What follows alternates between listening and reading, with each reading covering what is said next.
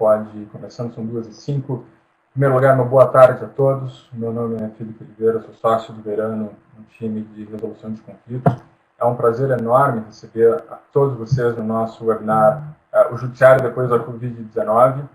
Mais um webinar produzido e organizado pelo Verano, na tentativa de estar sempre tratando dos principais temas relacionados e causados pela pandemia, tudo aquilo que envolve a pandemia e os aspectos jurídicos legais.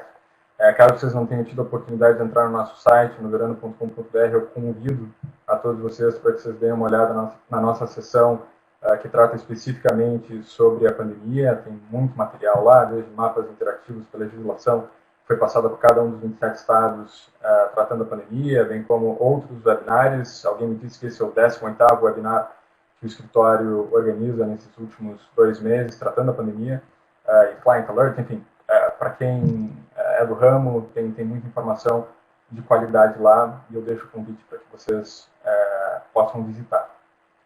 O nosso tema de hoje é um tema que eu pessoalmente tenho muito interesse. A gente vai falar um pouco sobre o futuro do judiciário, de como o judiciário vai ser impactado, eventualmente transformado, remodelado, em razão de tudo que tem acontecido nos últimos 2 meses. Coincidentemente, hoje é o aniversário, o mês de aniversário, o segundo mês de aniversário da resolução do CNJ, que é a resolução 313, de 19 de março, que suspendeu os prazos e, enfim, trouxe as diretrizes básicas desse regime extraordinário que a gente está vendo no judiciário. E é um momento que a gente já pode refletir sobre o que passou nos últimos 2 meses e o que vem pela frente.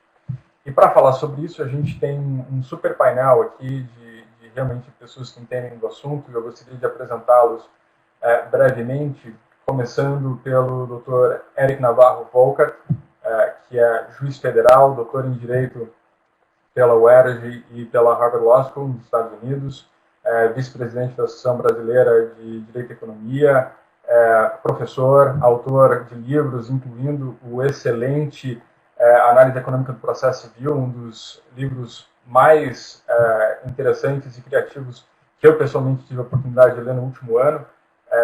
Eric, é um prazer ter você conosco. Temos também a Juliana Ono, que é diretora de editorial e conteúdo da Thomson Reuters, uma empresa que não precisa de muitas introduções. A Thomson Reuters é uma das líderes no mundo no que diz respeito à criação de conteúdo e conteúdo digital aplicável a várias áreas profissionais, incluindo o direito. Então, a Juliana vai poder conversar conosco um pouco hoje sobre tudo o que está acontecendo de novo no que diz respeito à tecnologia e à interação da tecnologia com o direito. Juliana, obrigado pela sua presença. Temos também a nossa querida Márcia Cunha, a Márcia, que é consultora do Verano, é uma pessoa com extrema vivência no judiciário. A Márcia é desembargadora aposentada na Justiça Estadual do Rio de Janeiro, uma pessoa que sempre traz luz a todas as nossas questões e os nossos casos mais complexos. Ela é sempre uma pessoa que pode nos dar uma mão, indicar o caminho, e tendo a vivência que tem no judiciário e agora estando do outro lado da mesa, talvez consiga enxergar alguns dos pontos que façam com que essa conversa seja mais abrangente e completa. E, por fim, temos o desembargador Ney Widmann, que atualmente é terceiro vice-presidente do Tribunal de Justiça do Rio Grande do Sul, um desembargador com notório conhecimento e muito reconhecido pela sua tecnicalidade em todos os seus votos, aqui por todos os colegas do Rio Grande do Sul. Desembargador Ney, bacharel em Direito pela URGS e mestre pela Fundação Getúlio Vargas, com foco específico no Poder Judiciário. Então, eu gostaria de agradecer a presença de todos vocês. Eu espero que nessa próxima uma hora e pouquinho, a gente possa ter uma discussão interessante, que traga elementos criativos e que possa agregar um pouco a todos que estão nos assistindo. Apenas itens de housekeeping. A ideia é que seja um bate-papo, que seja uma conversa leve e sem muitas tecnicalidades, para que os nossos ouvintes saibam. A ideia não é que a gente fique palestrando, mas sim que a gente possa conversar sobre o assunto.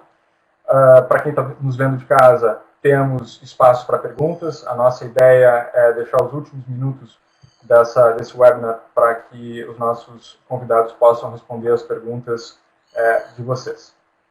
Tá bom? Então, para a gente ir aquecendo os motores, eu queria fazer uma observação inicial, já endereçando a primeira pergunta, que é a seguinte: enfim, estamos 2 meses já, hoje, de suspensão de prazo do processo, a pandemia realmente tem mudado a forma como nós todos temos reagido no dia a dia, tanto do ponto de vista pessoal, como também profissional, e a dúvida que fica é o que acontece quando essa pandemia, os seus efeitos acabarem ou diminuírem e a gente voltar a poder conviver normalmente em sociedade, qual vai ser o novo normal, digamos assim, no que diz respeito ao judiciário. Então, a minha primeira pergunta é o que mudou no dia a dia profissional de vocês nesses últimos 2 meses e quais são as tendências que vocês enxergam para quando essa confusão toda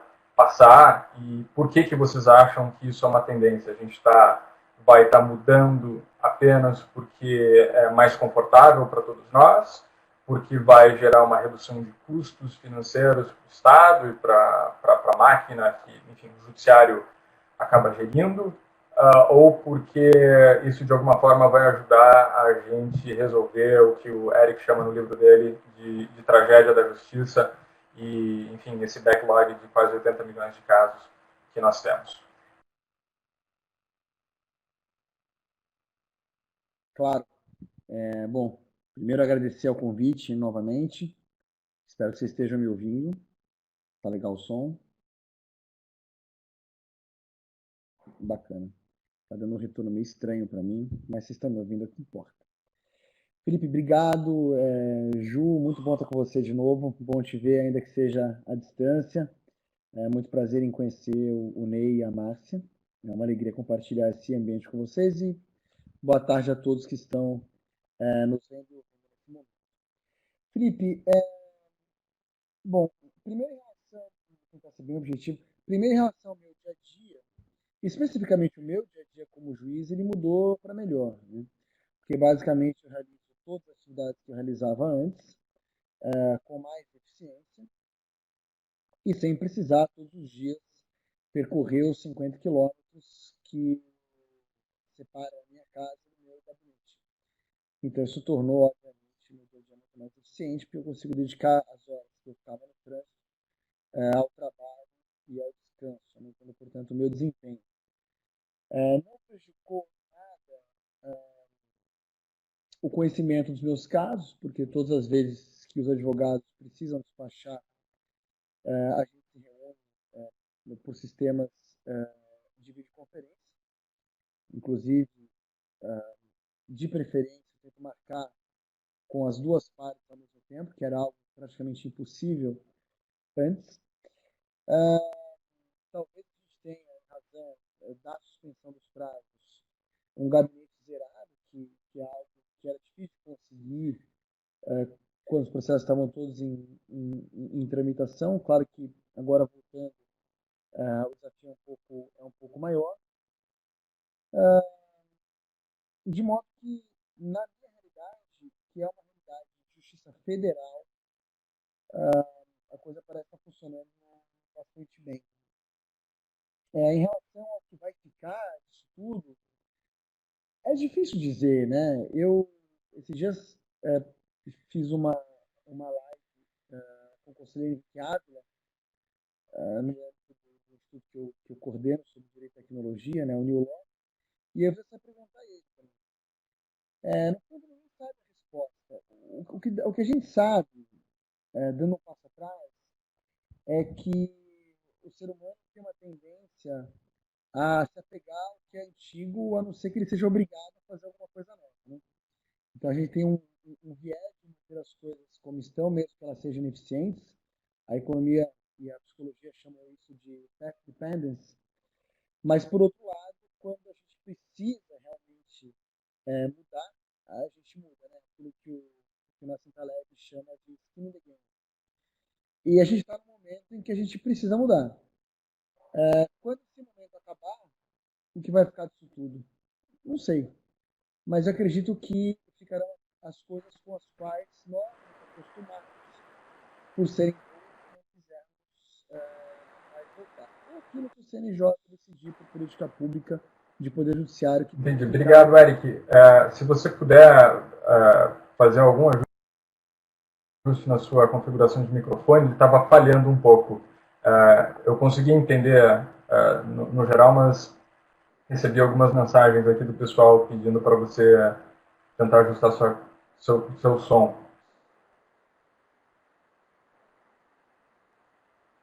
Eu vou tentar ficar sem o fone e usar o fone Legal. do computador. Vamos ver se melhora.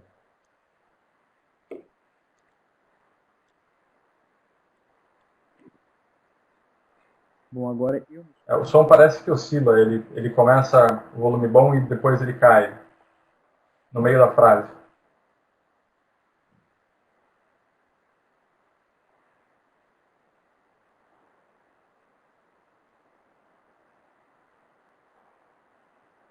Acho que o Eric saiu. Deve estar desconectando e vai conectar de novo. Bom, enfim, enquanto o Eric reconecta, vamos seguindo aqui. Juliana, como é que tem sido para você esse período e o que você acha que vem pela frente? Você que não está diretamente trabalhando no judiciário, mas trabalha numa empresa que pensa sobre o judiciário, as relações com escritórios de advocacia, como é que você está vendo esse período? Mais ou menos na linha aí do que o Eric comentou, um dos pontos importantes para a gente que está aqui em São Paulo, uma cidade com muito trânsito, é que a gente realmente ganhou muita qualidade de vida, então esse é um ponto que vem para ficar. A gente tem, obviamente, no começo da pandemia, a gente teve uma readaptação aí, muitas reuniões nossas, todas eram presenciais, né, pensando aí que os nossos principais clientes da nossa vertical são os escritórios, né? E aí a gente percebeu que muito rapidamente esses escritórios todos se recolocaram de pé, né, de maneira virtual. Então hoje a gente segue uma rotina praticamente normal, sem o tráfego, sem trânsito, sem avião, né? Mas a gente consegue falar com quem a gente precisa. Né? E uma das coisas assim, Felipe, que eu observo é que o que está acontecendo aí, a pandemia e essa obrigatoriedade em se digitalizar, ela tem acelerado, né, na companhia, pelo menos, muitos projetos que na nossa estimativa levariam talvez 1 ou 2 anos para acontecer. Então, acho que isso é um efeito bacana aí né, do que está acontecendo, é que por uma questão de necessidade e até por uma questão de reorganização e de transformação obrigatória, a gente vê que alguns projetos voltados aí mais para o digital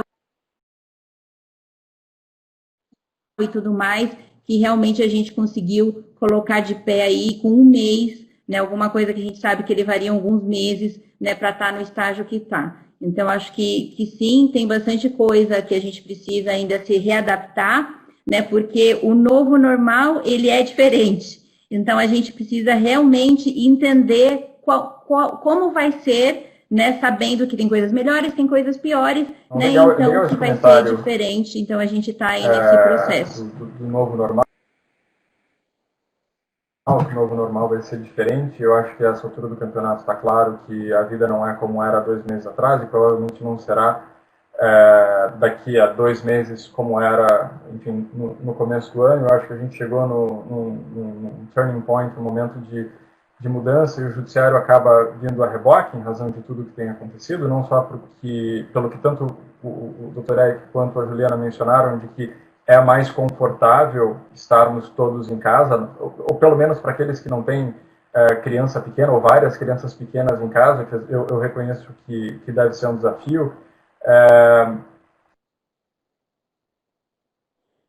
Mas o fato é que o mundo está mudando de forma importante, e o judiciário, pela primeira vez, não pela primeira vez, mas estamos num momento de convergência importante de tecnologias que permitem que nós façamos as coisas de um jeito diferente, um pouco diferente do que vinham sendo feitas antes.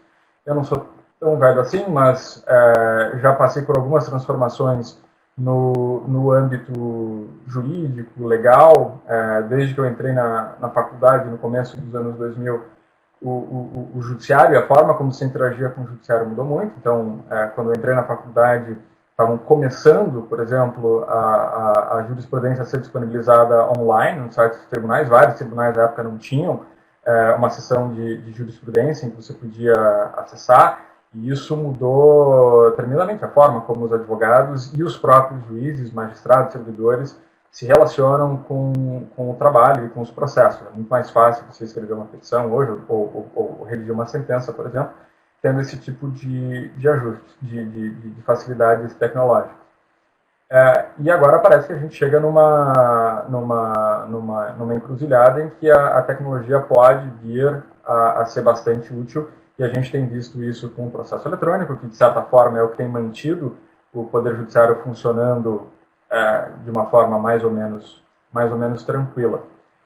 E aí eu queria fazer essa pergunta, já endereçando mais essa parte de processo eletrônico e como as coisas vão funcionar a partir de agora para o desembargador Ney. Como o senhor tem visto a evolução do processo eletrônico? Quais são as nossas expectativas, a expectativa do judiciário, em particular do judiciário gaúcho agora, do qual o senhor faz parte, de nós termos essa universalização do processo eletrônico, e como isso vai acabar mudando a dinâmica de todas as partes e de todos aqueles que usam o judiciário. Há hoje uma questão que eu pessoalmente acho muito importante e interessante, feita na academia, que o judiciário é um lugar ou é um serviço? No sentido de, nós pensamos hoje na justiça como o local físico, o Tribunal de Justiça, o Supremo Tribunal Federal, as varas, enfim, as varas judiciais espalhadas ao longo do país, e, portanto, um local físico, ou a justiça passa a ser cada vez mais algo que pode ser feito de forma assim. Boa tarde, Felipe. Primeiro, eu quero agradecer o convite da Veirano para participar desse evento, por ti coordenado. Cumprimentar os demais parceiros desse evento, a Juliana, a Márcia e o Eric. Eu já fui convidado a falar diretamente sobre a questão do processo eletrônico, mas apenas para recuperar que realmente a fala da Juliana e do Eric vai ao encontro também do que eu penso, né? Eu também tenho essa percepção da maneira como nós estamos nos adequando, nos adaptando a essa nova realidade, e a questão de que muito do que está sendo inovado vai ficar, né? Nós não temos como retroceder totalmente aos métodos de trabalho que nós tínhamos até recentemente, porque tudo aquilo que é inovação, que traz um benefício, a tendência é que isso se mantenha. O ser humano, ele tem um comportamento de acomodação, de busca de segurança, de algo familiar, aquela zona de conforto que a pessoa tende a permanecer no que ela conhece, e um certo receio do desconhecido. Por isso, há uma natural resistência às mudanças, e muitas vezes as mudanças que são trazidas pela inovação, pela tecnologia, né? O ser humano, num primeiro momento, ele tem um pouco de receio e aos poucos vai se experimentando, vai se adaptando. Isso também tem a ver com a própria questão do processo eletrônico, e a Justiça Estadual do Rio Grande do Sul, eu posso dizer, porque sou magistrado nessa justiça há 31 anos, eu comecei com a máquina de escrever manual, depois a máquina de escrever eletrônica e por aí vai. É uma justiça que essa implantação ela caminhou a passos um pouco mais lentos. Se nós formos fazer uma análise global, né, do cenário do Brasil, em termos de implantação de processo eletrônico, o Rio Grande do Sul ele está um pouco tímido, ele está um pouquinho atrás de outros tribunais de grande porte. Um dos motivos disso é que o tribunal, no primeiro momento, ele investiu muito no desenvolvimento de um sistema próprio. né, o processo eletrônico gaúcho, com o desenvolvimento interno. Mas isso estava fazendo com que a implantação demorasse muito.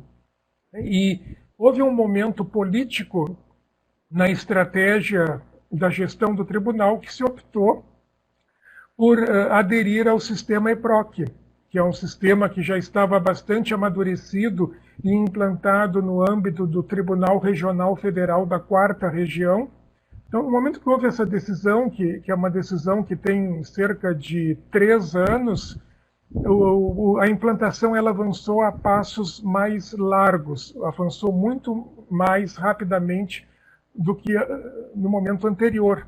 É nessa situação que nós nos encontramos da implantação do sistema EPROC, e nós estamos recuperando o tempo perdido, e a par disso nós temos um acervo muito grande de processos físicos, e isso nos cria uma ambivalência, uma necessidade de trabalharmos em paralelo com 2 ou até 3 sistemas simultaneamente, o que é um pouco desconfortável, né? Na fala do Eric, o Eric fez algumas referências como juiz federal de como estava trabalhando, né? O que mudou, e não houve assim uma ruptura, algo que tenha sido um pouco paradoxal, mas para aqueles como nós que estamos ainda muito envolvidos com o processo de papel, nós estamos precisando nos adequar de uma maneira muito mais intensa nesse momento.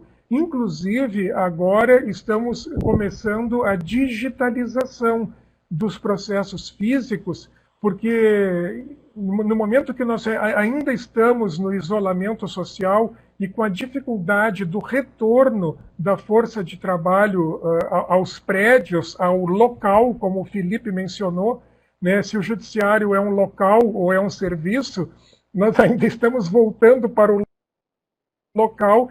Então, o tribunal agora vai começar um mutirão de digitalizar os processos físicos e importá-los para o EPROC para poder viabilizar o serviço, né? Então, buscando, inclusive, tocar nesse assunto que o Felipe colocou, eu acho que a tendência é essa mesmo, né? Que nós deixemos de ser um local para que nós assumamos mais a prestação de um serviço que não tenha uma localização geográfica, né? Um serviço até mesmo virtual. E sobre isso, acredito que no decorrer do bate-papo nós possamos falar mais a esse respeito daqui a pouquinho.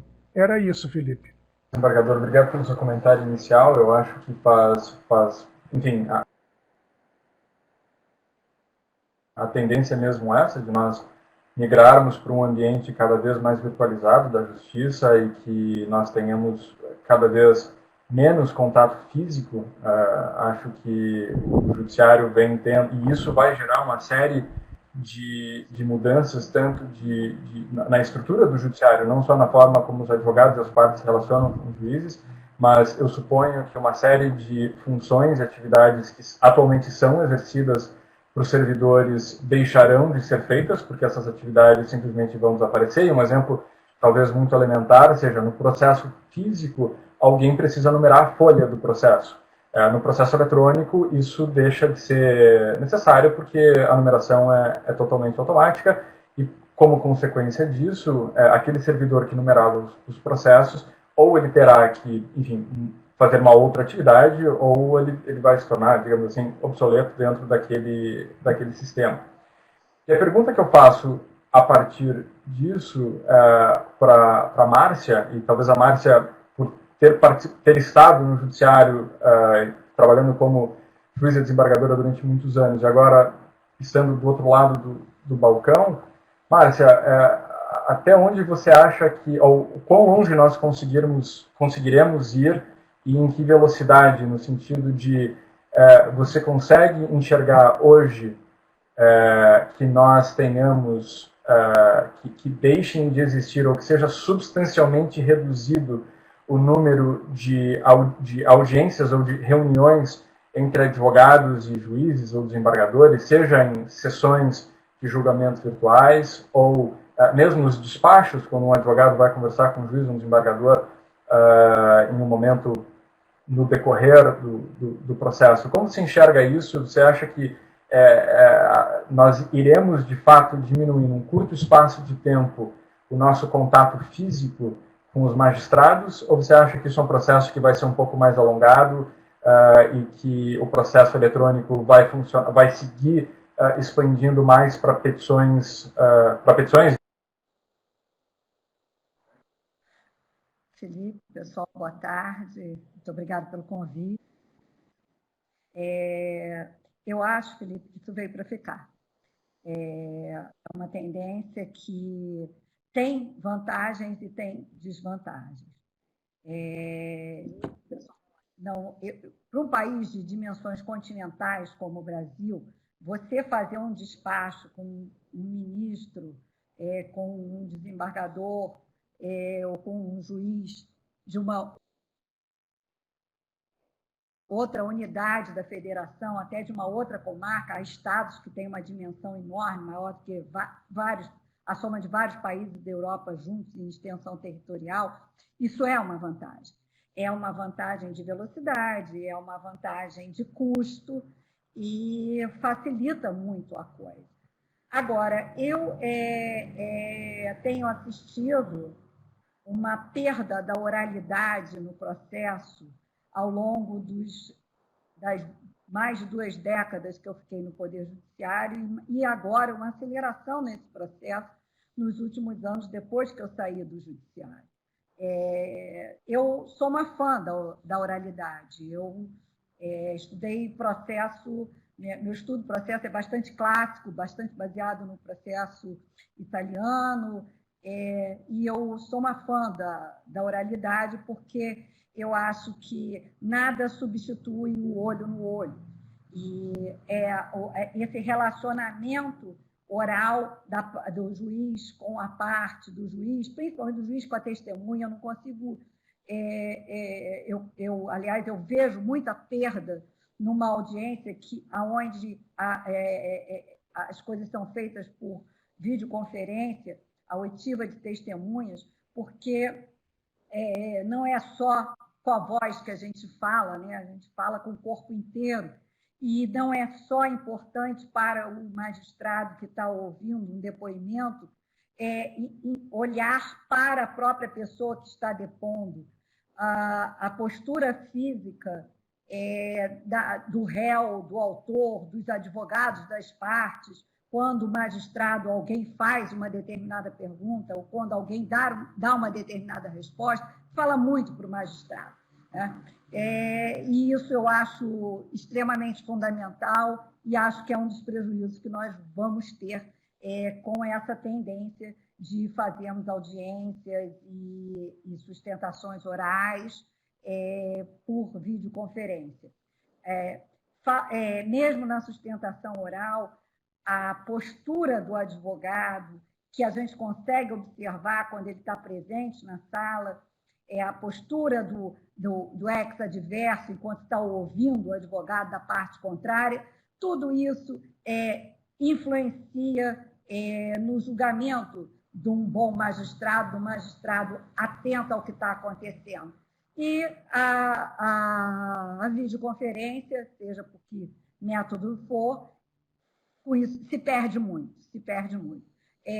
O despacho pessoal também, a gente tem feito muito despacho por telefone, que ainda eu considero pior ainda do que o despacho por vídeo, também é importante ver como o advogado está falando, qual é a postura das mãos dele, como é que ele está se posicionando, agindo quando ele está falando. Muitas vezes dá mais segurança ou menos segurança para o juiz naquilo que o advogado está expondo. Mas o fato é que isso é uma realidade. Isso, sem dúvida nenhuma, ajuda a dinamizar, a tornar mais rápida o processamento, e isso vai se impor, queiramos ou não.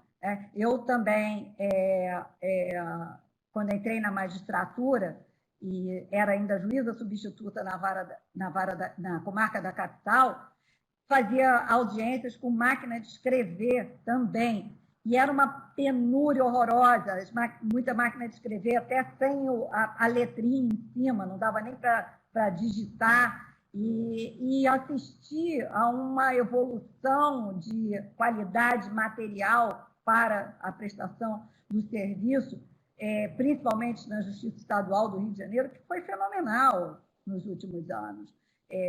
Especialmente depois que o Tribunal de Justiça conquistou o fundo das custas processuais, ele teve mais recursos para se modernizar, e foi um dos primeiros tribunais a começar com a digitalização, com erros e acertos, e até hoje temos coisas que têm que ser corrigidas, mas o fato é que a tecnologia veio para ficar. Eu acho que a tecnologia tem um ponto fabuloso que você, Felipe, tocou aí, que é a digitalização,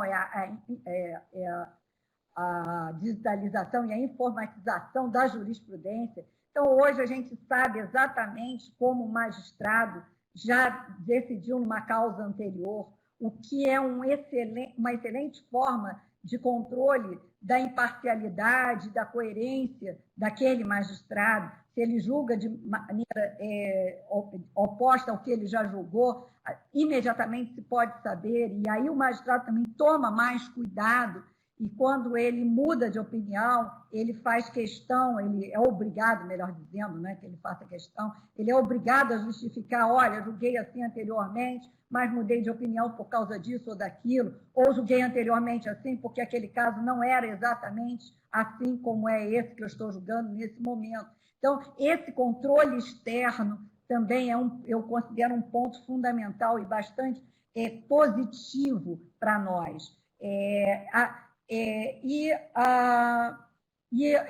O ponto pior que eu realmente acho que fica a dever é a questão da oralidade, da impressão pessoal do magistrado, e principalmente quando o magistrado está na função de investigador, né? Não é bem de investigador, mas de um pesquisador da realidade do que se passou sem a sua presença, mas sobre o que ele vai ter que...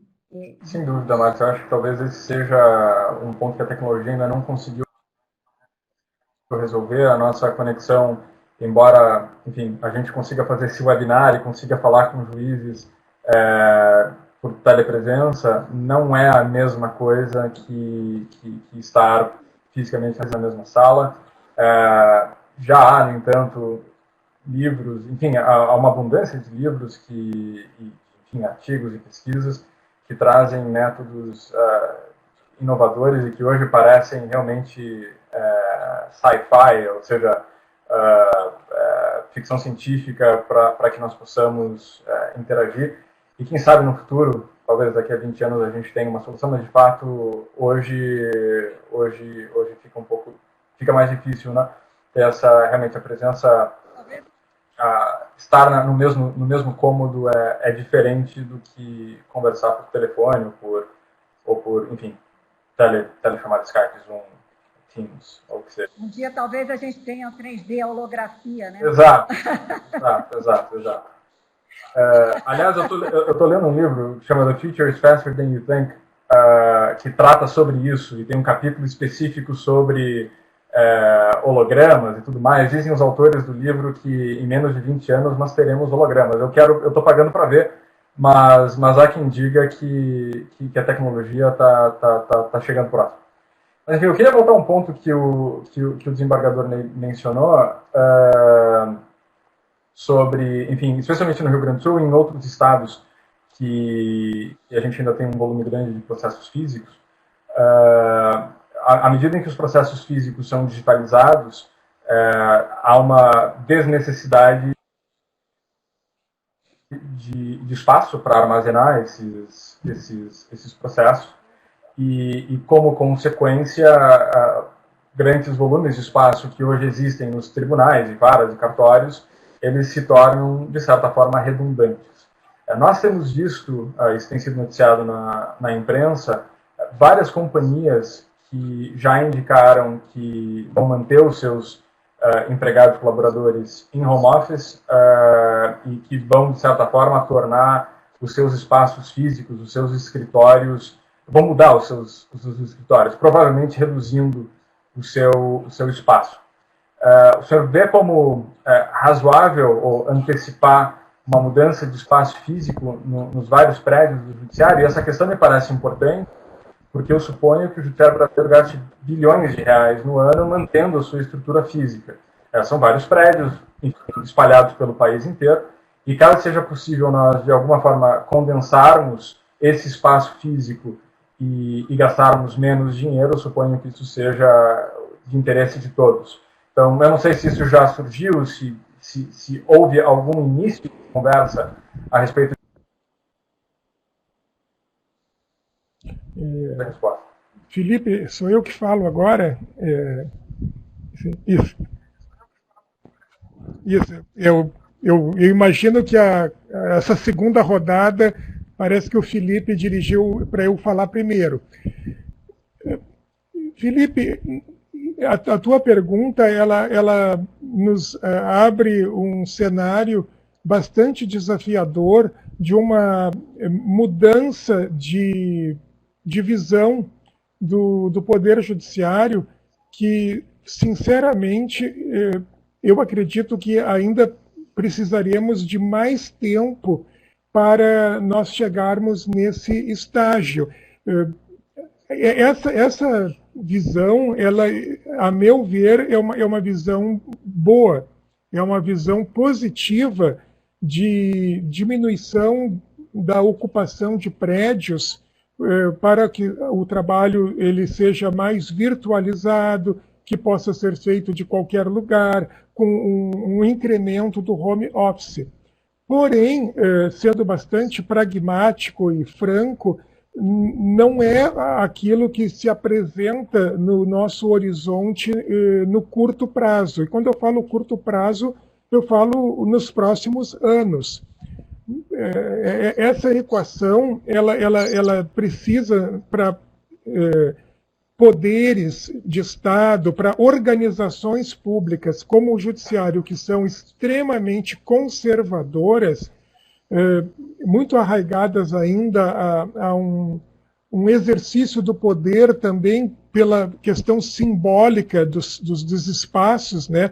Tanto que a própria sede do poder se chama Palácio, né? Nós temos em Porto Alegre o prédio chamado Palácio da Justiça.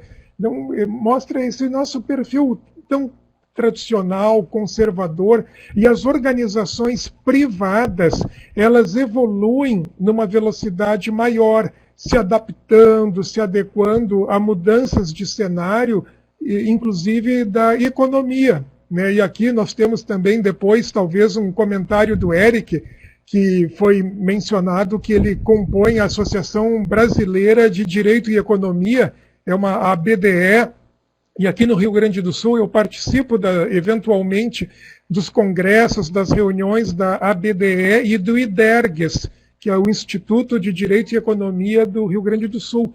As organizações privadas, elas têm uma velocidade maior para se adaptar à mudança de cenários. O Judiciário é uma organização pública por excelência, é um dos 3 pilares do Estado, é um dos poderes, isso é mais lento. Porém, Felipe, eu gostaria de acrescentar um ingrediente para a nossa reflexão, que é a questão orçamentária.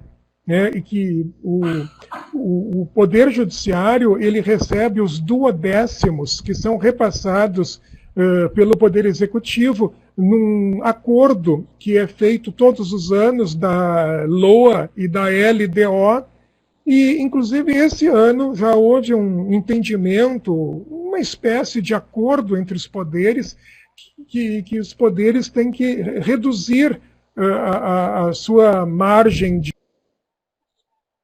de gastos, tem que haver cortes, porque nós estamos percebendo para os próximos meses, para o ano que vem, uma queda na arrecadação. da receita tributária do Estado. Né? Então, isso, de uma certa maneira, também vai impactar e vai forçar, vai contribuir para acelerar esses processos que, às vezes, nas organizações públicas, eles são mais lerdos de inovação, de disruptura, de adaptação a uma nova realidade, onde nós teremos que fazer mais com menos pessoas, com menos recursos, né?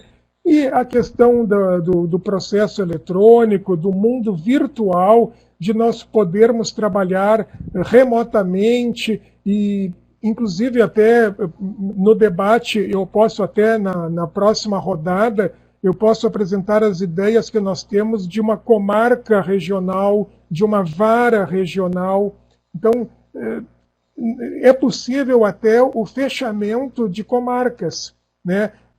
Hoje nós temos um juiz, não temos um juiz em cada município, mas em comarcas que reúnem alguns municípios, sim, nós temos praticamente 170 comarcas, mas teoricamente seria até mesmo possível diminuir o número de comarcas e elas ficarem mais regionalizadas dentro desse novo escopo. Embora isso, como eu falei, por ser uma organização pública, é um processo um pouco mais lerdo do que numa organização privada. Era isso, Felipe. Obrigado, desembargador. É super interessante esse seu comentário sobre regionalização de comarcas. Eu vi que o Eric fez um sinal e pareceu animado com a ideia. E, de fato, me parece fazer todo sentido, seja do ponto de vista de alocação orçamentária e de utilização e otimização dos recursos públicos, que nós tenhamos menos, enfim, uma presença física menor, cobrindo uma extensão geográfica maior e gerando, assim, economia. E a pergunta que eu faço para o Eric relacionada a esse tema, eu já ouvi, enfim, de partes e de advogados, talvez porque nós ainda tenhamos muito concreto na nossa visão de justiça, a justiça como um lugar, mas a Justiça Federal, de certa forma, é criticada, ou pelo menos eu já ouvi essa crítica mais de uma vez, pelo fato de ela ser muito pouco interiorizada, ou seja,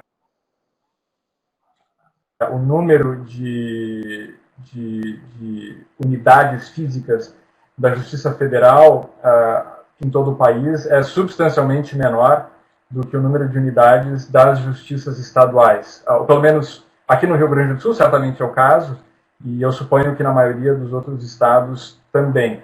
A Justiça Federal, por outro lado, foi, digamos assim, mais pioneira na utilização de elementos eletrônicos, particularmente do processo eletrônico. Como você vê essa dualidade e como você enxerga esse projeto de interiorização da Justiça Federal? Eu sei que aqui no Rio Grande do Sul isso é uma expressão que é muito utilizada, não sei como é no Rio de Janeiro, mas eu queria um comentário se você pareceu muito animado com a ideia de termos várias, enfim, sessões regionais, e eu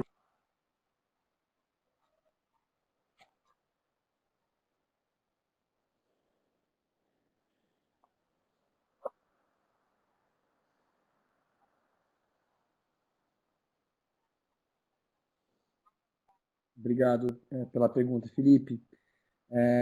Vocês me ouvem? Agora eu estou sem o microfone. Legal. Sim, eu fiquei animado. Na verdade, eu estou animado com todas as ideias que estão sendo trazidas aqui, né? Por isso que é bom participar de uma conferência com pessoas tão qualificadas e com uma moderação tão bacana, Felipe. Né? Parabéns pela moderação. Eu vou comentar isso, depois eu quero fazer um comentário em cima do que a Márcia falou lá atrás também, para a gente poder animar um pouco o debate. O problema da interiorização da Justiça Federal e das críticas que se fazem é o problema do acesso à justiça, né? Então você tem uma questão de que a gente não tem a mesma demanda da justiça estadual Então, não se justifica, é só olhar os relatórios do CNJ, o número de processos que tem em cada um dos ramos. Então, não se justifica a criação de uma vara federal numa cidade muito pequena. Mas a pessoa que tem um processo que precisa ajuizar uma ação, ela não tem nada a ver com isso.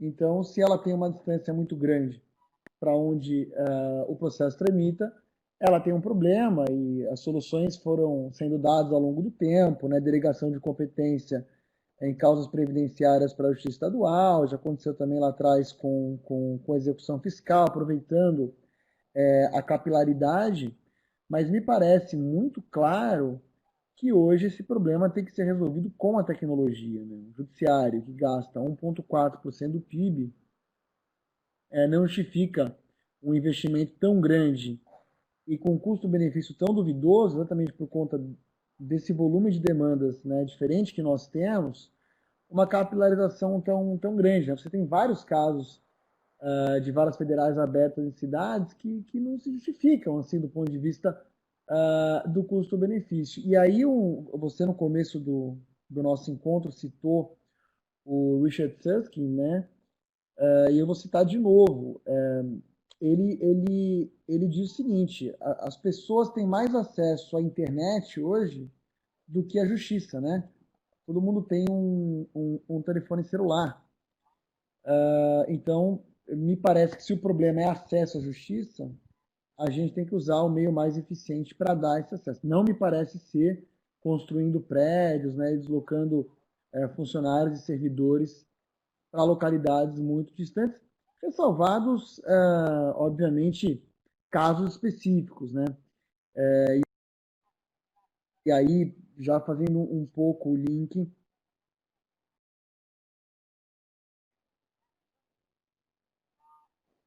com o que a Márcia falou, é muito curioso, porque eu concordo e discordo dela, depende muito do ponto de vista. Assim, eu acho que ela está corretíssima.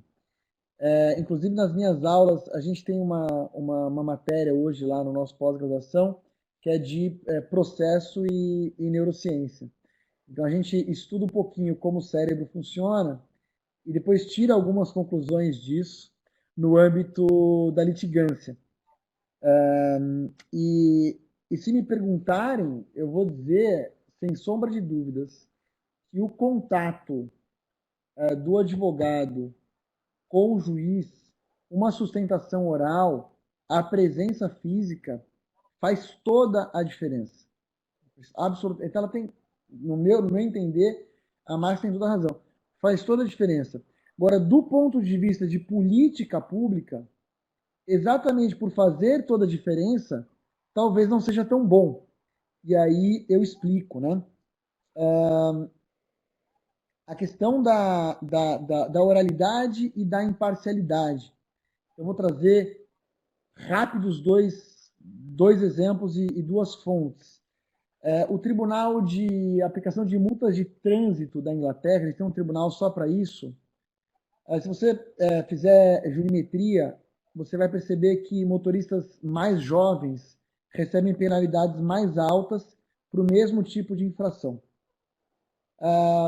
Quando essas audiências são realizadas online e que não há o contato físico, né, no mesmo ambiente, vamos dizer assim, entre o juiz e o réu, vamos chamar de réu, essas multas passam a serem mais equânimes, quer dizer, você tem um respeito maior à igualdade, quer dizer, você tira o implicit bias, né, quer dizer, o preconceito, os vieses que o juiz tem, que todo mundo tem, na verdade, e que se afloram cada vez mais quanto mais pessoalizado é o contato.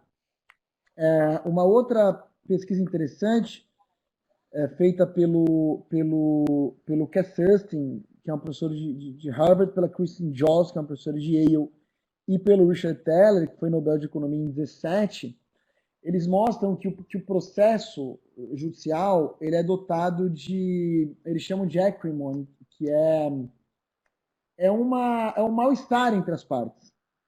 E quanto mais as partes se encontram em audiência, quanto mais tempo dura o processo, esse mal-estar vai aumentando. E quanto mais esse mal-estar aumenta, eu estou falando aqui da litigância civil, né, obviamente, e de direitos disponíveis, quanto mais esse mal-estar aumenta, menor a chance de autocomposição. Então, a introdução obrigado da pelo tecnologia comentário, nesse sempre jogo, trazendo e o bastante, sempre distanciamento ideias novas entre e partes coisas e que não juízes estão necessariamente no pode ter mainstream vantagens brasileiro. É sempre e legal ouvir desvantagens, né? esses Depende exemplos. E muito você do que a gente está mencionou, analisando, de falou como, sobre obviamente, tecnologia. a Eu gente queria utiliza fazer uma tecnologia pergunta para para a isso. Juliana, tendo em vista que ela trabalha e pensa sobre isso. Como todo mundo sabe que mexe com o judiciário, nós temos um problema no país, temos um estoque de cerca de 80 milhões de casos, de acordo com o relatório Justiça e Número do CNJ. As coisas não parecem estar ficando substancialmente melhores, substancialmente rápido. Eu dei uma olhada no último relatório do Justiça em Números e no final de 2018 a gente tinha um estoque de 79 milhões de ações e esse estoque tinha caído 1,2% em relação ao ano anterior. Então, assim, até está reduzindo, mas não tão rápido. A gente já está no 4º ano de funcionamento do CPC, do novo CPC, que tinha a ideia de, eventualmente, ajudar a descongestionar as cortes. Esse descongestionamento não tem sido, pelo menos até o momento, tão substancial assim. As coisas realmente, o judiciário brasileiro tem uma circunstância muito peculiar. E aí entra a tecnologia, e a tecnologia é vista como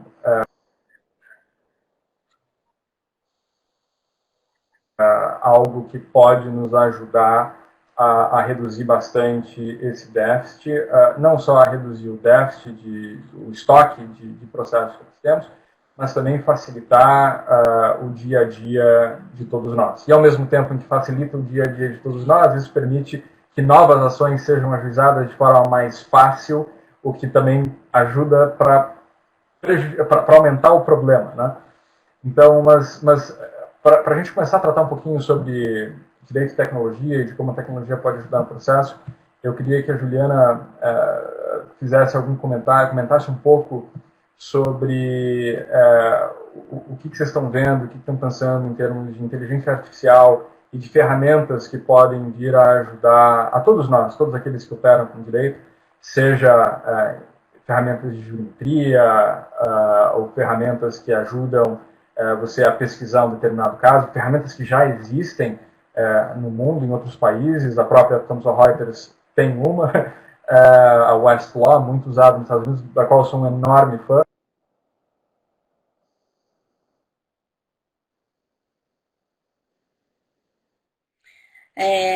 Eu acho que a tecnologia está aí, está à disposição, mas aqui no Brasil, principalmente, a gente, em todos os lugares, mas acho que o nosso judiciário, a gente tem um problema grande ainda a resolver, que é a questão da padronização de dados, né? Então, para eu colocar, por exemplo, um machine learning rodando, né, sobre uma base de jurisprudência, eu enfrento um primeiro problema, que é a falta de padronização.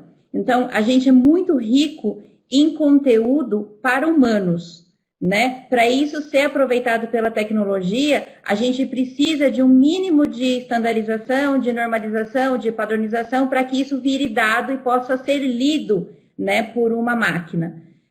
Então, acho que a gente tem um campo enorme, por isso é uma enorme oportunidade, mas neste primeiro momento ele é um desafio, né? Eu ouvi o desembargador Ney falando, né, da quantidade de processos ainda físicos, então tem, né, uma parte física. Meu primeiro trabalho como estagiária era digitalizar processos, lá nos anos 90, né, sou formada em Direito também, e então a gente luta ainda bastante com essa diversidade. A gente sabe, por exemplo, que alguns tribunais que já têm 100% dos processos, ou perto, talvez não tenha nenhum com 100%, mas já estão muito perto, né, talvez do 100%, a gente sabe que eles têm outro problema, porque tem bases de dados diferentes, né? E aí, para você rodar uma inteligência artificial, uma tecnologia que ajude a resolver problemas operacionais, né, que aí sim dá agilidade, porque, veja só, quando a gente fala em uso da tecnologia,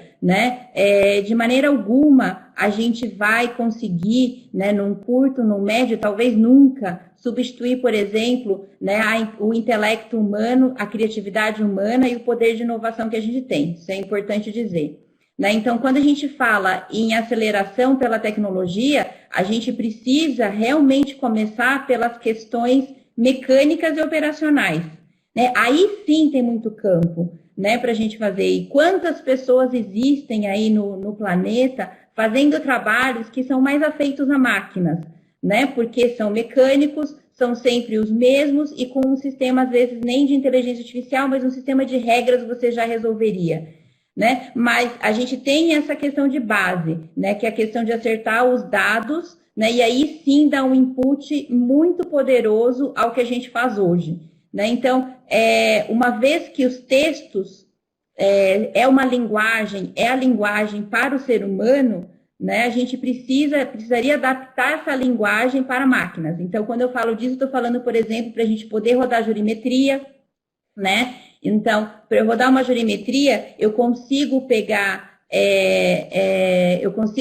um tribunal, colocar ali uma inteligência artificial e rodar uma série de coisas, o que é muito bacana, né? Porque quando a gente contrata uma pessoa para fazer a pesquisa de jurisprudência, quantas jurisprudências por dia, né, esse pesquisador vai conseguir captar, ler, entender, né, e passar adiante? Né? Uma máquina não, ela lê milhares em segundos, né? Mas para que tenha realmente um efeito e para que isso tenha aí um resultado interessante, né, precisa estar padronizado. Então, precisa estar estruturado, tem que ter metadados, né? Tem uma série de passos aí que eu diria que nós estamos engatinhando, né? Porque a gente tem textos, né? As sentenças, né? Muitas das sentenças que a gente lê são primores, né? São verdadeiras obras de arte, né? Mas quando eu coloco essa sentença que é uma obra de arte junto com as outras, né? Então, a gente, por exemplo, a gente faz captação, né, de jurisprudência e uma primeira conversão de dados já toda automatizada. Então, eu consigo, antes,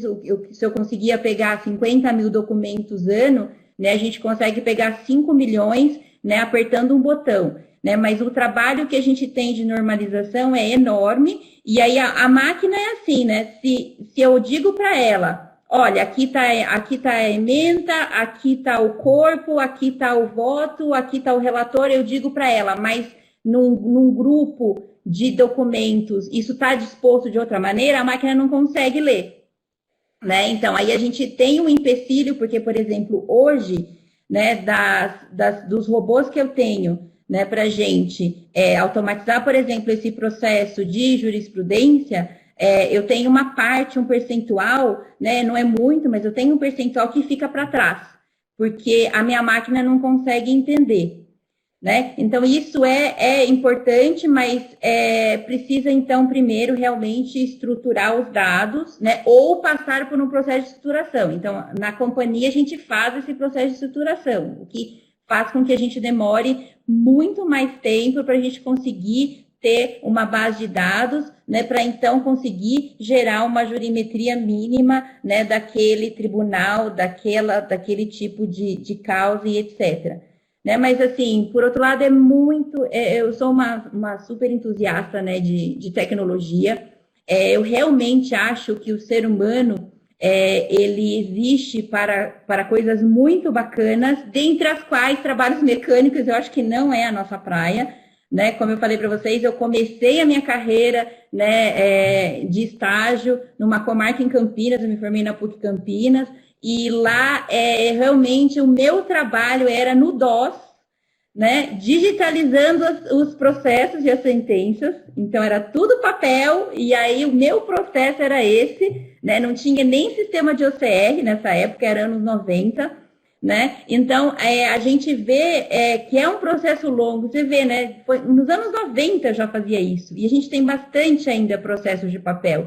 Então, para a gente conseguir tirar proveito de tudo isso, né, e eu acho que a pandemia tem de ajudar, né, por tudo aí que todos vocês, inclusive, comentaram, né, acelerando a digitalização de tudo, a gente consegue tirar proveito pela tecnologia muito mais rápido, porque realmente eu acredito que o ser humano está para fazer coisas muito, muito interessantes, usar o intelecto, usar a criatividade, usar o que ele tem de poder de inovação. Né? Uma coisa interessante que o desembargador Ney comentou, a questão da adaptação. A gente está numa zona de conforto, né? Então primeiro o ser humano resiste, mas depois ele se adapta. Né? Isso é muito típico de ser humano. Né? Enquanto que a máquina a gente precisa treinar e treinar e treinar. Então, queria reforçar esse ponto, né, da questão da base de dados, né, e reforçar que tipo de coisas a gente pensa sempre em automatizar e que tipo de coisas, né, obrigado, sempre Juliana. A gente entende que serão feitas algo por que você seres falou humanos. agora sobre a necessidade de padronização da nossa base de dados e perguntar, em particular, para o desembargador Ney, para o Dr. Eric, se eles têm qual é a visão deles a respeito disso. Hoje nós temos no processo civil brasileiro, eu diria que, 5 tipos diferentes de processo eletrônico. Você tem o EPROC, você tem o ESAGE, você tem o PJE, o JPE e por aí vai. E o fato de nós termos estruturas de processo eletrônico distintas, eu suponho que atrapalha para que nós tenhamos uma base de dados nacional, uniforme, a respeito de todas as nossas decisões judiciais, e não só das decisões, mas da forma como as petições são apresentadas e tudo mais. A pergunta que eu faço ao desembargador Ney e ao Dr. Eric é razoável nós anteciparmos que em algum momento futuro próximo nós venhamos a ter uma base conjunta, um processo eletrônico único para o país? Eu sei que o CNJ tem estimulado e forçado o uso do PJE, e eu sei também que, especialmente aqui no Rio Grande do Sul, o Tribunal Regional Federal, eu já vi, aliás, sexta-feira passada, eu vi uma nota do TRF indicando a sua contrariedade a uma posição do Conselho da Justiça Federal que teria, de alguma forma, reduzido a margem para que o TRF daqui possa continuar a desenvolver o EPROC. A minha pergunta é, vocês acham que nós conseguiremos chegar a uma estrutura de processo eletrônico única para o país? Ou, eventualmente, nós poderemos usar aquilo que, algum tipo de software que nós tenhamos o EPROC, o ESAGE, o PJE funcionando por baixo do sistema, mas para o usuário, quando ele entra no site, aparece tudo a mesma coisa, ou seja, os diferentes tribunais têm a mesma cara, mas com um mecanismo. Sim, Felipe, se me permite eu começar respondendo de novo. O Brasil ele é muito grande, né? É quase um continente e possui dezenas de tribunais, né? De várias jurisdições, eleitoral, militar, do trabalho, federal, a justiça estadual comum. E esses tribunais foram, ao longo do tempo, desenvolvendo os seus sistemas, muitas vezes, inclusive, com investimentos, questões de recursos públicos. Teve até o caso do Tribunal de Santa Catarina, que estava investindo numa linha, aí em determinado momento optou por uma ruptura, por uma mudança, né, por um outro sistema. Eu mencionei o caso do Rio Grande do Sul, que estava tentando desenvolver um sistema próprio, depois viu que era melhor abraçar, né, o sistema EPROC, que é um sistema aberto, com códigos-fonte aberto, né, um software livre, e esse software livre, muitas vezes, ele permite parcerias, né, o desenvolvimento conjunto de funcionalidades, de customizações. Nós estamos agora numa parceria com o Tribunal de Justiça de Minas Gerais, recebendo um desenvolvimento de um módulo que foi feito por eles, um processo administrativo com relação ao custeio de perícias, e esse Tribunal de Minas já avançou nesse ponto e vai agora compartilhar conosco essas funcionalidades. Eu diria, Felipe, que o importante num país tão grande seria a interoperabilidade. né? Aquela capacidade de os sistemas dos tribunais poderem dialogar, por exemplo, os tribunais regionais, os tribunais de segundo grau, eles enviam os processos para o STJ e para o STF, e para o TST, para o TSE, os tribunais superiores, né? Então tem que haver essa comunicação, essa capacidade de leitura dos arquivos pela interoperabilidade. E quem usa o PJE, o EPROC, tem essa funcionalidade, né? Eu acredito que a própria OAB também precisaria ser protagonista no desenvolvimento de uma plataforma de comunicação, né, que os advogados, a partir de uma plataforma da OAB, acessariam todos os sistemas que eles têm que dialogar entre si. Inclusive, eu tenho informação, Felipe, que ontem houve em Brasília o julgamento de um processo administrativo que dizia respeito a esse aspecto que tu mencionaste, se seria ou não o momento de o Brasil ter um sistema único para todos os tribunais. E nesse julgamento que ocorreu ontem, na minha visão, de uma maneira muito feliz, entenderam no Conselho da Justiça Federal, no CNJ, aqueles que participaram do julgamento, de manter o EPROC, né? Ontem se entendeu que os sistemas são amigos e podem conviver, podem coexistir, né? Então não houve aquela decisão da supremacia do PJE e foi dito que o EPROC pode continuar a ser desenvolvido, porque o importante é o diálogo, a interoperabilidade entre os sistemas, Felipe.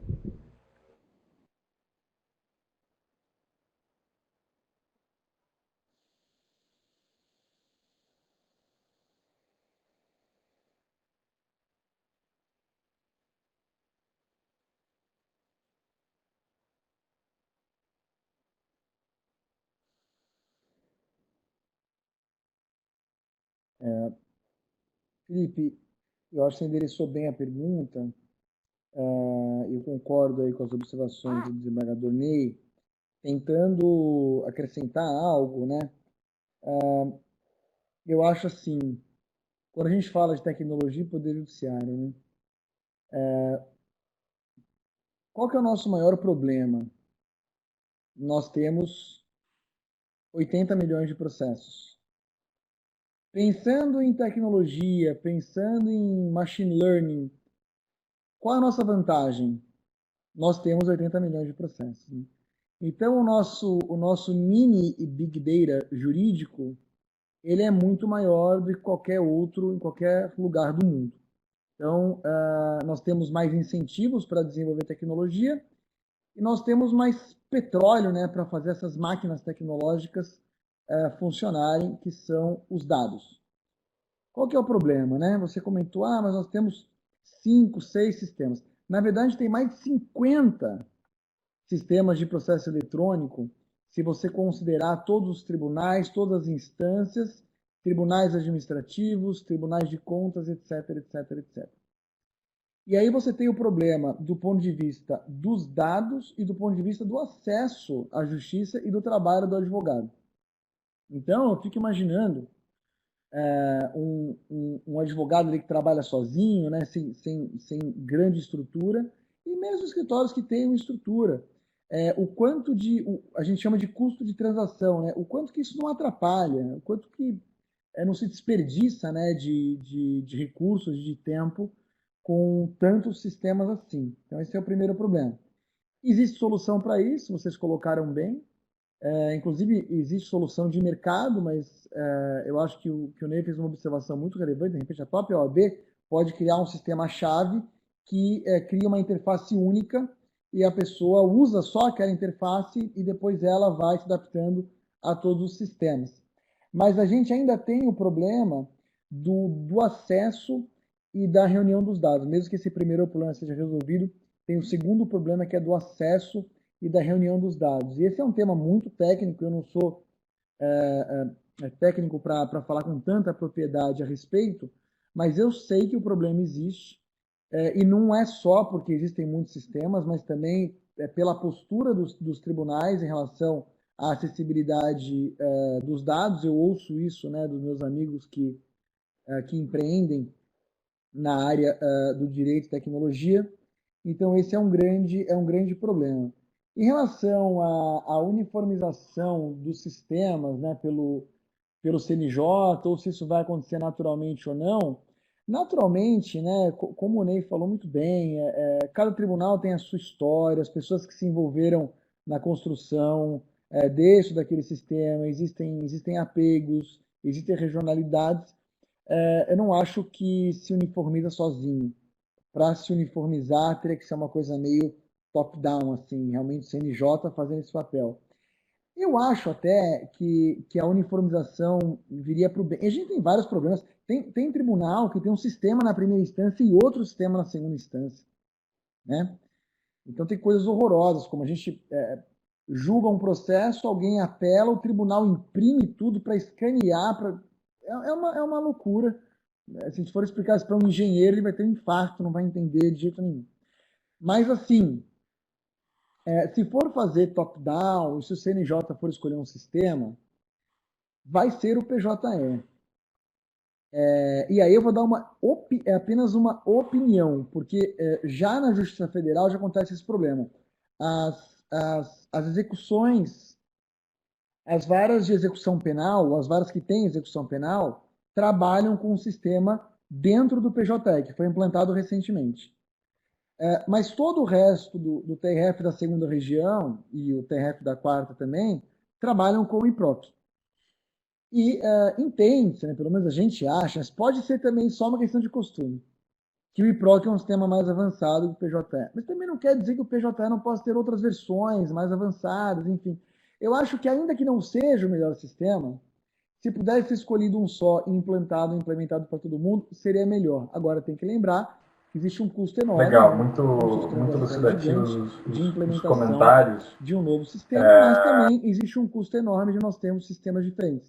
E acho muito razoáveis também.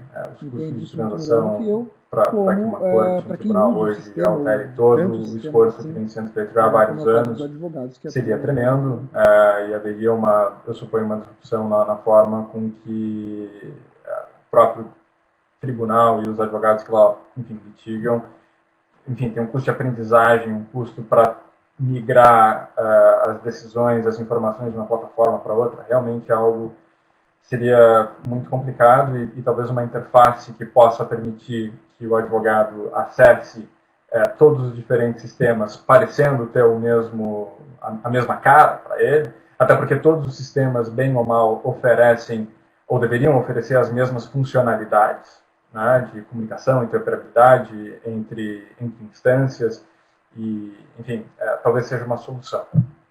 Eu queria, e a gente já está se aproximando do nosso fim, e mais uma vez encorajar quem tiver pergunta, por favor, faça aqui pelo nosso chat. Mas eu queria fazer uma pergunta, já que a gente falou bastante de tecnologia, eu pergunto para a Márcia, se só Jesus salva, só a tecnologia não salva, como é que a gente resolve o problema do estoque de 80 milhões de processos, ainda que nós possamos digitalizar tudo e que nós tenhamos um acesso à justiça mais facilitado, até que ponto a tecnologia resolve o nosso problema, ou a gente tem um problema mais estrutural. E esse é um tópico que o Eric tratou com muita extensão no seu último livro, e falando sobre cooperação, enfim, e as várias mudanças, não necessariamente o processo civil que a gente tem que fazer, mas que alterações na forma como nós endereçamos certas questões, inclusive lealdade processual, boa-fé processual e má-fé processual. Mas eu queria ouvir um pouquinho da Márcia, com a sua experiência de desembargadora, o que você acha que falta para que a gente possa, e o que falta da parte de não tecnologia para a gente.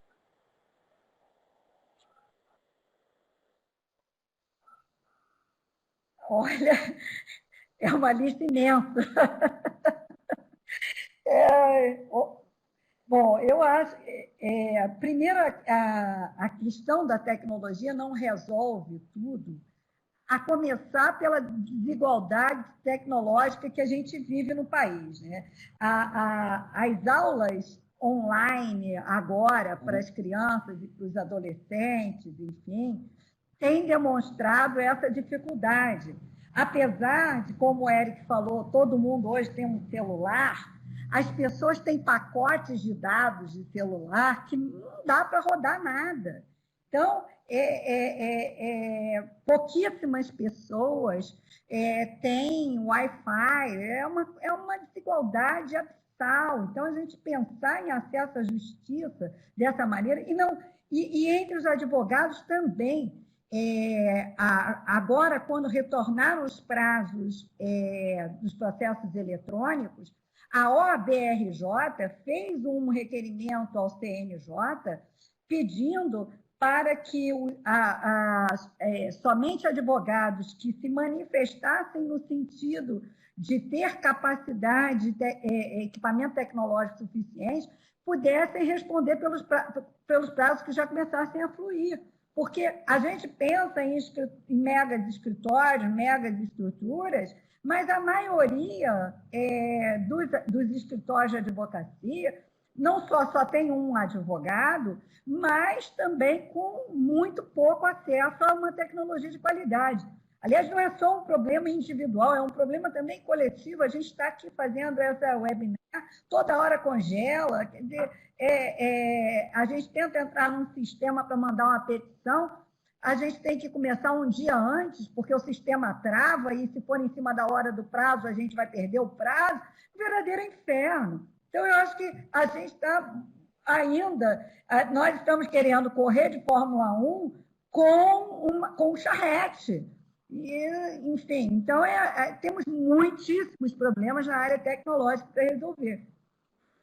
A questão do volume de processo, ela tem inúmeros aspectos, né? O primeiro deles é cultural. O brasileiro não consegue cumprir as obrigações que assume. Quer dizer, não vou generalizar, aliás, já generalizei injustamente, né? Há uma, vamos dizer assim, uma visão de flexibilização de regras contratuais complicadas no Brasil. A pessoa assume um compromisso sem ter a certeza absoluta de que vai poder cumprir, pelo menos naquele momento. Ninguém pode ter uma certeza absoluta de futuro, mas é assim, eu assumo, depois lá na frente a gente vê o que vai dar. E começa uma série de conflitos difíceis. Há uma cultura brasileira difícil de cumprir regras, né? Não é à toa que tem a música eu esqueci o nome dela agora, da cantora, mas que diz que cariocas não gostam de sinal fechado. Quer dizer, a gente tem dificuldade de obedecer um sinal de trânsito, né? Tem uma coluna num jornal que diz ilegal, e daí? Quer dizer, começa, os nossos problemas, eu acho, o fato de a gente ter 90 mil, 80 mil processos, e começa por aí. Quer dizer, aonde que nós precisamos mudar essa nossa cultura de não respeitar regras, de não obedecer regras, de não cumprir com os nossos compromissos. É lógico que acontece da gente não conseguir cumprir um compromisso, isso é da vida, mas nós não podemos partir da premissa de que se eu não cumprir, está tudo bem. Não, se eu não cumprir, gera um custo social enorme, uma movimentação de uma máquina pública, um custo para determinados indivíduos envolvidos naquela relação e a láteri daquela relação, de forma direta e indireta. Quer dizer, muito... eu acho que começa por aí. Depois, o que acontece é a própria maneira como nós gerimos processos. Eu vou fazer aqui uma crítica aos magistrados, eu acho, pedindo licença em razão de eu ter passado tantos anos da minha vida nessa carreira, e que eu ouvia de outros magistrados mais antigos do que eu dentro da carreira: juiz tem que presidir processo, juiz tem que sanear processo, e o saneamento começa com a petição inicial. indeferir aquilo que é para ser indeferido, a prova é aquela que vai trazer algum esclarecimento, deixa o advogado reclamar. É papel do advogado reclamar e tentar demonstrar a necessidade daquela intervenção dele. Mas cabe ao juiz coibir aquilo que não é necessário. Então fica um diga isso, defiro, deixo fazer. O processo vai virando um monstro, difícil da gente controlar. Hoje, com o recorte e cola, as petições são enormes, as decisões são enormes, é tudo enorme.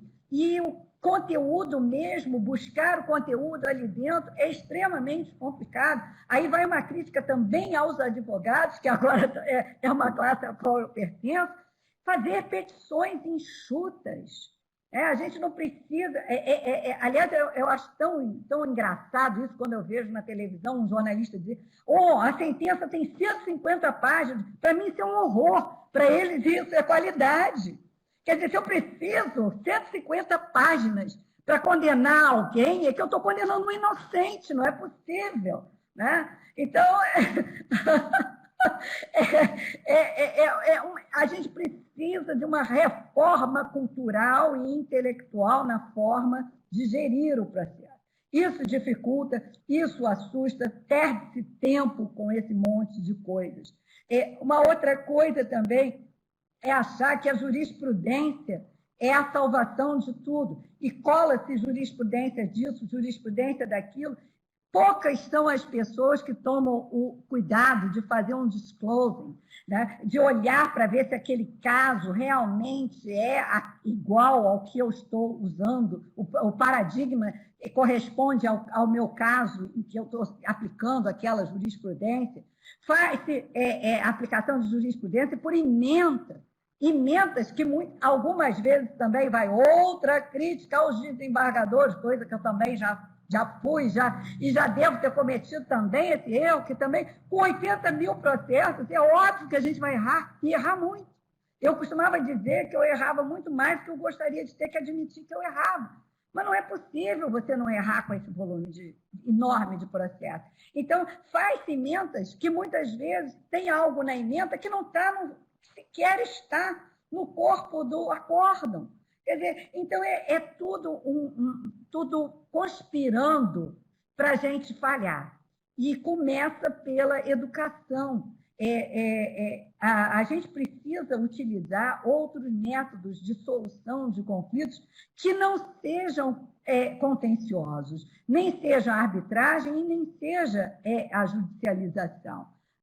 Chegou-se a um ponto, um dos últimos processos que eu tive quando estava na ativa como desembargadora e que pesou na minha decisão de me aposentar, foi um caso de uma guarda de disputa entre pais sobre um filho comum, que eles estavam pedindo para eu decidir em que escola a criança ia estudar. Quer dizer, as pessoas estão chegando a um ponto que elas não estão conseguindo mais conversar sobre coisas básicas da sua vida, tomar decisões sobre coisas elementares.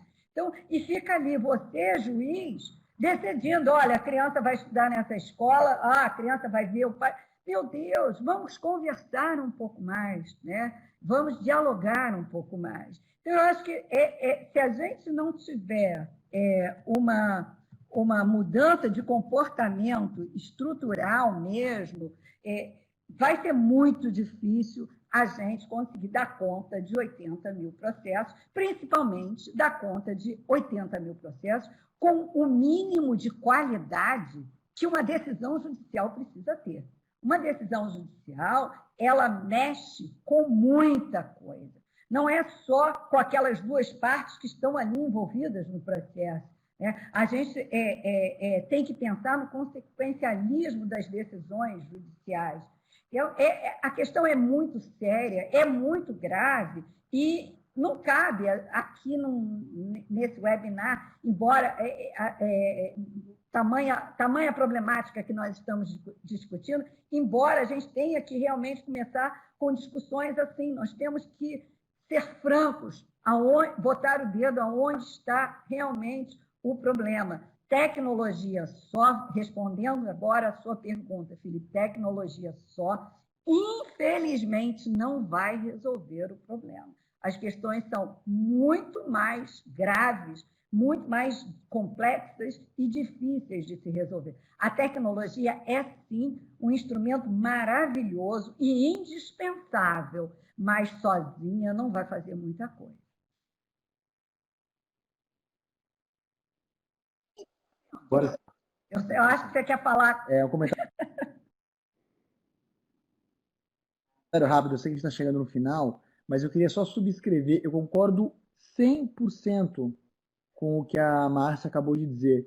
E a gente tem que tomar um grande cuidado, porque se a gente achar que a tecnologia vai resolver esses problemas aí, é aí que a gente não vai resolver os problemas mesmo. Então, para boa parte do que ela colocou, boa parte do que ela colocou se resolveria com uma reestruturação do sistema de custas e com uma reestruturação dos sistemas de punição da litigância de má-fé. Né? Eu tive a oportunidade de me debruçar sobre esse tema nos 2 ou 3 capítulos da minha tese, e a gente consegue até usar alguns modelos econômicos e matemáticos para provar que, ao menos, né, na microeconomia, a gente consegue gerar os incentivos corretos para que esse comportamento mude. Mas se não mudar a estrutura de punição da litigância da litigância que não é feita de boa fé, né, e também das custas do preço do processo, dificilmente a gente vai mudar essa realidade. E aí é muito legal o que ela falou, porque é o seguinte: a tecnologia, ela facilita o ajuizamento de demandas, então você pode ter mais processos, e também facilita o julgamento pelo juiz. A gente pode julgar muitos processos, mas será que a gente está sendo juiz de verdade, né? Mas um determinado ministro da STJ proferiu 30 mil votos no ano passado. Precisa falar alguma coisa, né? Faz a conta de quanto, divide por 20, né? Então, assim... Legal. A gente tem que sair do mundo do faz de conta. Acho que a provocação da Márcia é para a gente sair do mundo do faz de conta. Chegamos aqui às 15h30, que era o horário programado. A gente recebeu algumas perguntas. Eu queria pelo menos poder endereçar uma delas. Se vocês tiverem mais 5 a 10 minutinhos, eu não sei como é que está a agenda de vocês. Eu também não quero...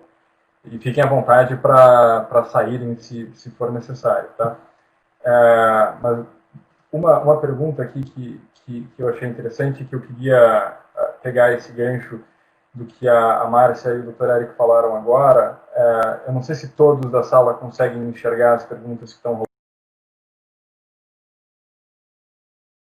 rolando aqui. Eu sei que nós, panelistas, conseguimos, mas eu não sei se os demais conseguem. Mas, enfim, o Esdras Pinto pergunta se num contexto de 80 milhões de processos ativos no judiciário, com média de 4.500 processos sob a responsabilidade de cada magistrado, se esse contexto não mostra que, se continuarmos fazendo o que fazemos sempre, os profissionais de direito não se tornarão obsoletos e substituídos por outras formas de resolução de conflitos.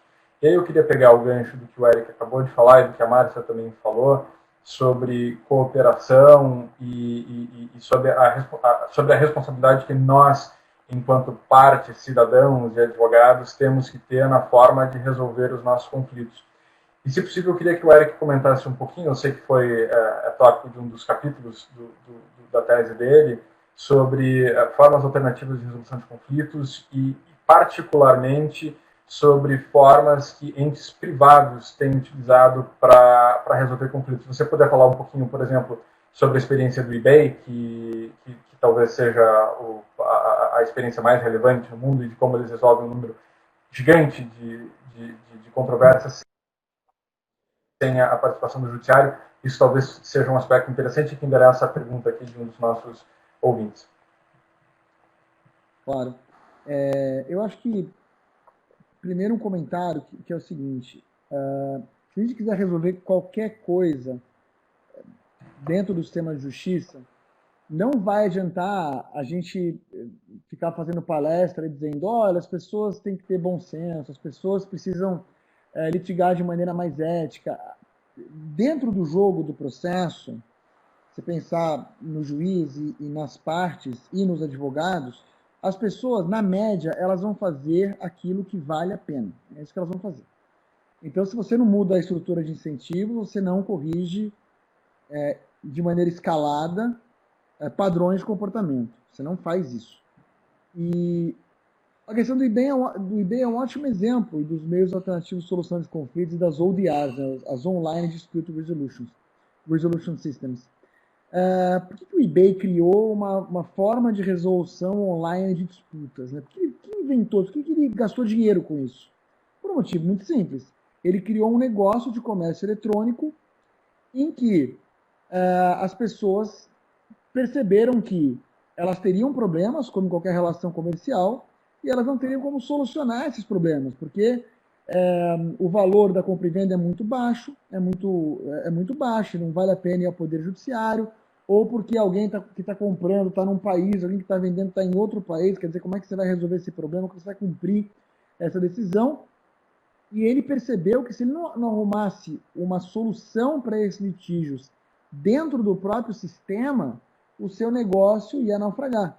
Né? E aí criou-se um sistema online de resolução de disputas muito eficiente, que tem uma forma de abordagem que realmente funciona. Por quê?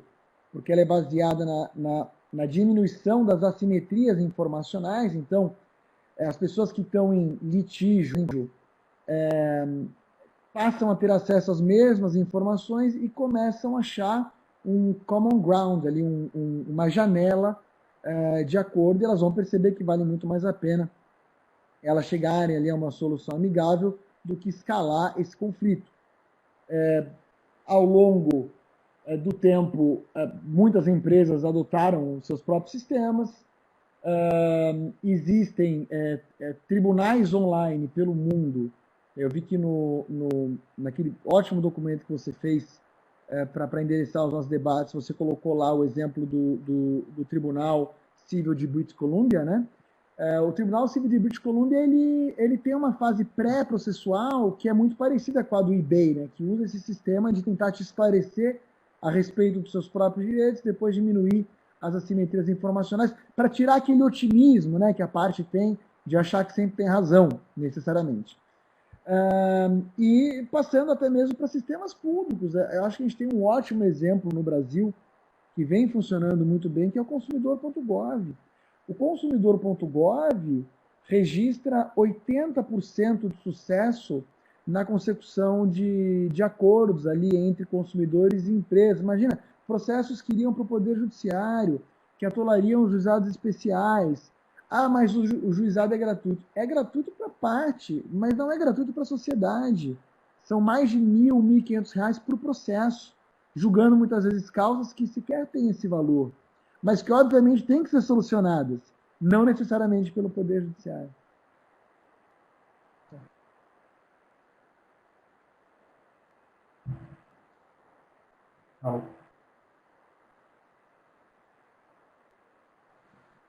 Tá, eu só queria complementar uma coisinha, eu concordo com tudo que o Eric disse também.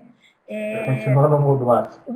A gente tem um problema nisso, que é equilibrar o acesso à justiça com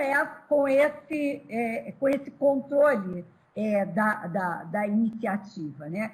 Que foi sempre o que se discutiu quando a gente vem discutir a possibilidade de se fazer fazer depósito prévio para poder recorrer, enfim, aumentar as punições por litigância de má-fé. Os magistrados costumam... era conhecida entre meus colegas doutora litigância de má-fé, porque eu escrevia, não lia, eu condenava em litigância de má-fé. Foi exatamente por isso, porque a gente vê o custo de um processo quando a gente lida com a arbitragem. A arbitragem é caríssima. E o processo na justiça é muito barato. Não é que seja barato, é porque ele é subsidiado. Aquele pobre sem teto que mora debaixo da ponte está pagando pela ação que eu ajuizo no Poder Judiciário. Quando ele compra um prato de comida, quando ele compra um pão, etc., e tal, ele está pagando por isso. Então, não é que o processo na justiça seja mais barato do que na arbitragem, é que quem paga é quem litiga, e no outro, quem paga é a sociedade inteira. Quem litiga paga apenas uma pequena parte. Então, isso tem que ser coibido. A gente não pode...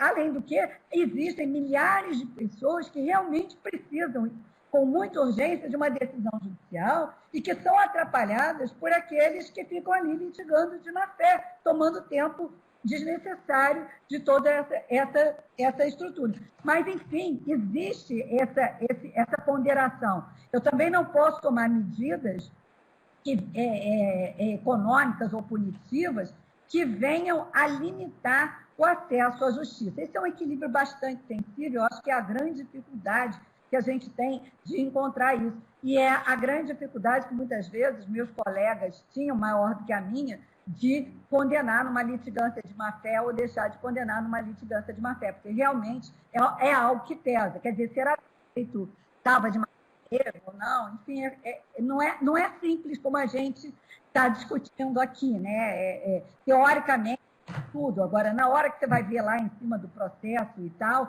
fica um tanto mais complicado.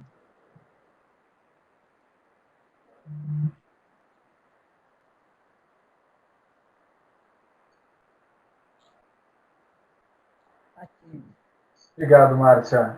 Estou olhando aqui no relógio, já são 15h41, a gente já passou um pouquinho do nosso horário, também não quero abusar do tempo de vocês. Eu queria agradecer imensamente a cada um de vocês, os nossos panelistas, e a todos que acompanharam esse webinar aqui conosco. Foi um debate super agradável, cheio de ideias novas, e eu espero que tenha sido tão proveitoso para vocês quanto foi para mim. Eu queria, portanto, agradecer a todos, e caso vocês tenham algum comentário final, por favor, fiquem à vontade. Mas foi, de novo, um prazer enorme, e espero que a gente possa nos reencontrar pessoalmente, em relação ao Dr. Eric e a Juliana, para que possamos nos conhecer pessoalmente. Eu adorei. No futuro próximo, e que possamos estar juntos, seja virtualmente ou pessoalmente. Obrigado, possível. até logo. Muitíssimo obrigado a todos.